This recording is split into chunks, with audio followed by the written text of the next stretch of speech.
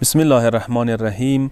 مختصرا مهمان نوازی فضیلت و ثواب حواله سره ډیر کسان داسې دي چې هغوی ته کیدای شي خدای دولت ورکړی وي، مال ورکړی وي، اما مهمان نواز نه دي، ولمنه نشته یا ولمنو سره هغه قدر نشته دی.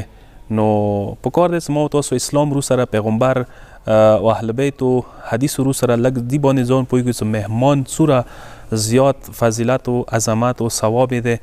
پیغمبر یی چې من کان یؤمن بالله والیوم الاخر فلیکرم ضیفه، څوک چې خدای به قیامت باندې ایمان وي پکار دی هغه د ولمون احترام وکړي، اکرام یې وکړي، عزت یې وکړي.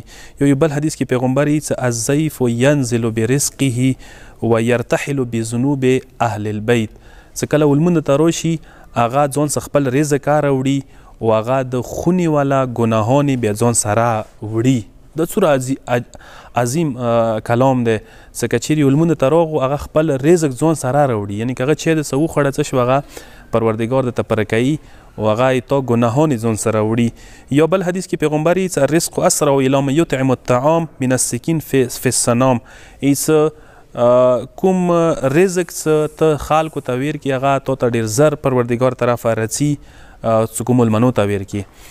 اوښ کوم ډونګا دی چې هغه کې ته توره ووایي هغه ډېر زر وکې نوځي، هغه نه زر ته خدای هغه رزق پره کوي چې کوم رزق ته چا باندې وخوري. یا یو بل حدیث کې پیغمبر یی چې کل بیت لا یدخل فیه الضیف لا تدخله الملائکه، کوم کور ته چې ولمنه نه راځي هغه کور ته ملایکې نه راځي.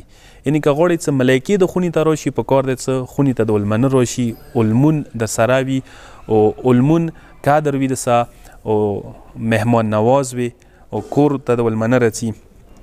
اندیشان سه مولا حدیث دی چې من اتاه الله مالا فلیصل به القرابه ولیحسن منه الضیافه، مولا دی چې چاته چې خدای مال ورکړي، دولت ورکړي، پکار دی چې هغه خپلوانو سه صله رحم وکړي او خلکو سه پکار دی چې خلکو ته مهمان نوازی ورکړي، مهمان نواز وي پکار دی.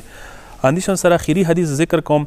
مولای کائنات یوه ورځ چې غمگین ولیدلو، خفا ولیدلو، مولانا پوښتنه وشوله فسأل عن علته، مولا ویلی خفای، مولا دوتی لسبع اتت لم یضف الینا ضیف، مولا دی چې ویلی چې اووه ورځې کېږي موږ ته ولمون نه دی راغلی. دغې خبرې ته خفه یم چې یوه هفته پوره شوه چې ته کور ته ولمون رانغللو. نو ولمون راتلله، ولمون قدر و عزت کوله او ولمون مهمان نوازی کوله، دا د اهل بیتو صفت دی. پکار دی چې د صفت مظهر و تجلی ما و تاسو کې پیدا وشي، برکت ورکې دی، رزق ورکې دی او رحمت ورکې دی، فرشتې نزیلیږي او عمر ورسه زیاتیږي. پروردګار عالم د ما و تاسو ټول ته توفیق نصیب کړي. والسلام علیکم ورحمة الله وبرکاته.